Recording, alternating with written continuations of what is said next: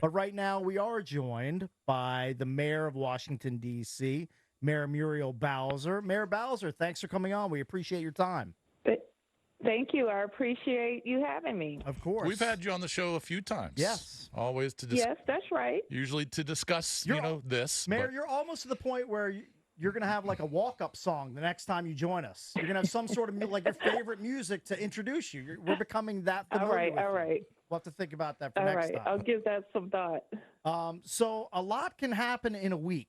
5 days ago, the D.C. Attorney General informed Monumental that they couldn't leave Capital One Arena for another 2 decades. Fast forward to yesterday when you and Ted and the Monumental hotshots and suits are doing photo ops, shaking hands about this new deal that is keeping the Caps and Wizards in D.C. for the next 26 years at Capital One Arena. Talk about how it all played out, how the $515 million is going to Monumental to help refurbish the arena.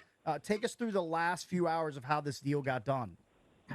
Well, let me just say, we never stopped talking to Monumental. We never stopped negotiating, and we never stopped making our deal an even better deal. So I would say that the culmination of the signing that we celebrated last night, probably started 2 weeks after they're announced. The start, I shouldn't say the culmination, the commencement. We started paving that road 2 weeks or 3 weeks after their announcement about Virginia. So we never, gave up on keeping our teams. We focused on making our deal better, and that's the result. so did you have a gut feeling, Mayor Bowser, in your heart of hearts? Did you really think that they were going to move to Virginia, or did you always have in your gut a really good feeling that you were going to get something done in D.C.? Well, I'm bullish about our town. I know that we have built a sports infrastructure here and that our fans are loyal and they come from the entire region. I've been involved in big economic development and sports projects, so I kind of know the anatomy of them and I know the politics of them. So I thought that the Virginia deal, from what I read, always seemed a little shaky to me financially, and their approach wasn't good.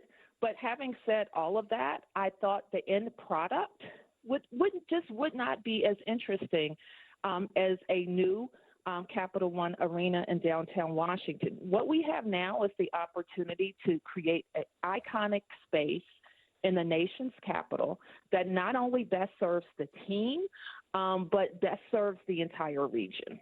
Mayor Bowser, were there ever any sort of hurt feelings or personal feelings brought up from either side? Because, look, you're feeling jilted that they want to leave D.C. and go to Virginia, go right across the river. Was there any of that, or was it all like completely business, 100% on both sides as this dragged on? I mean, Ted did say he had difficult conversations with you. We've had difficult conversations, and we were extremely disappointed in their decision. But then we had to go to work. I represent 700,000 people. I represent a downtown that needs its destination, it needs its major anchor, and it needs it to be improved. And that's why we've been willing to be partners in the construction of a new Capital One Arena. So people tell me sometimes, Muriel, you're cool, or you don't get too excited, or you don't get too down. I try to stay right in the middle, even keeled, so that I can do my work. And that's what we did. We set out to, keep our teams and to really demonstrate that Monumental is an important company in the district, and they can be a key part of the next iteration of Chinatown. We're joined by Mayor Bowser of Washington, D.C. Were there ever any plans? Did you ever get far enough down the road where you were thinking, along with the people that helped develop the area, like, what are we going to do with this Capital One footprint if the Wizards and Caps ultimately do leave? Did it ever get to that point, or were you just resolute in keeping them here? It is at that point. And in fact, Ted commented to me, you all created a great downtown plan without us. And I said, yeah, we I firmly believe that over, with great thinking, we could transform that 5 acres to something else great. But that's really not what our people wanted. Our residents didn't want it. Our business community didn't want it, and we kept working to give our people what they want and what the district needs.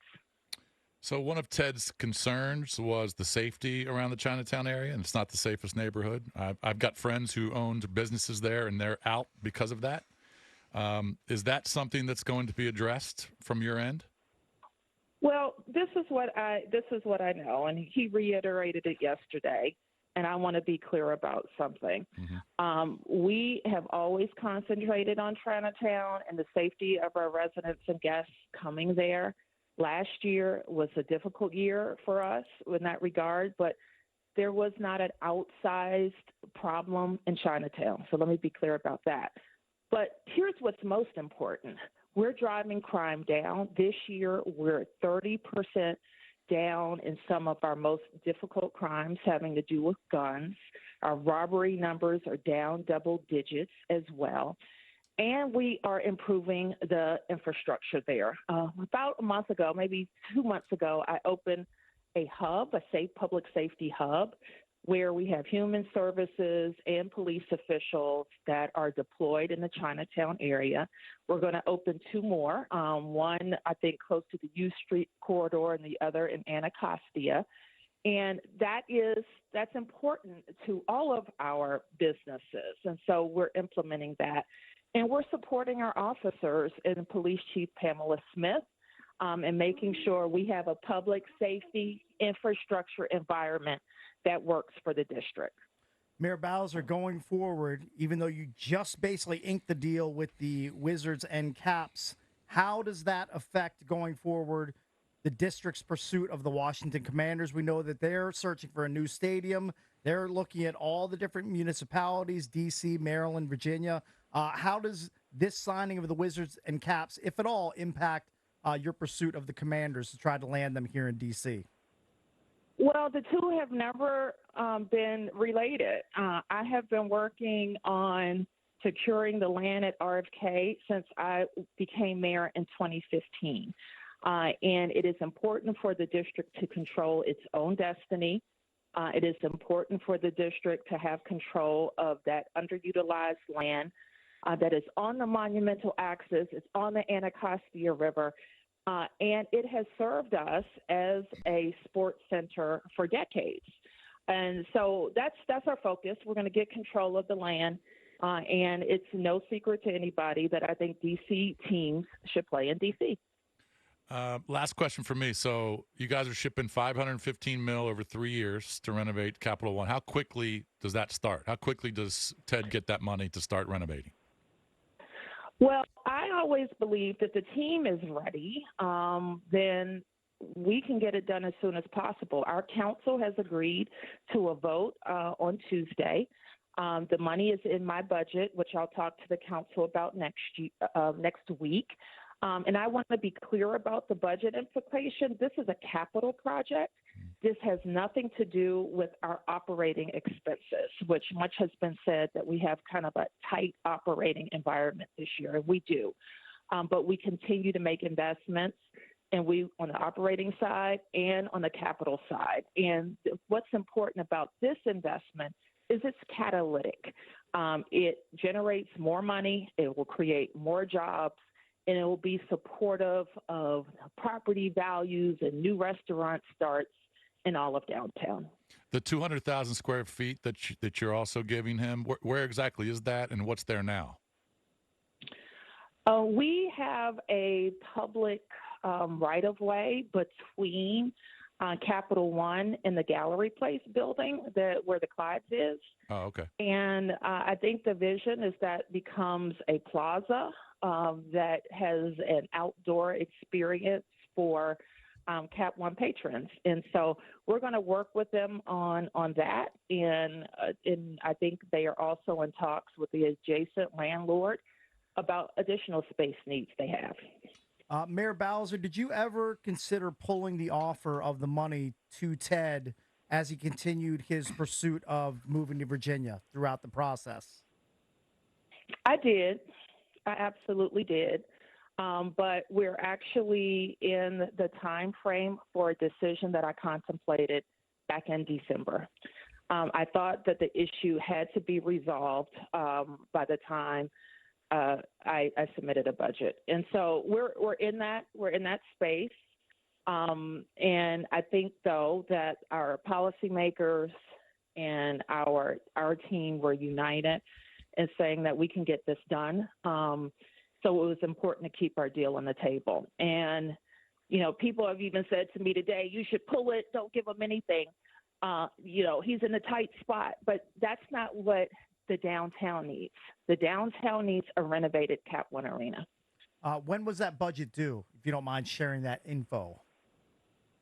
Our budget is, I will present my budget next week. Next week. Okay. Well, Mayor Bowser, the Cap's got a big one tonight in Toronto, so I hope you're watching. I know. It's a big one. It's a and biggie. I hope that means this is the big one. It's a big one. There's only 10 or 11 games Playoff left. pushes on, Mayor. Yeah, if they're going to make the playoffs, they need to win games like this. All right. Let's make it happen. Okay, they need to win this. But you know what? I believe in good vibrations, and we're sending them some momentum.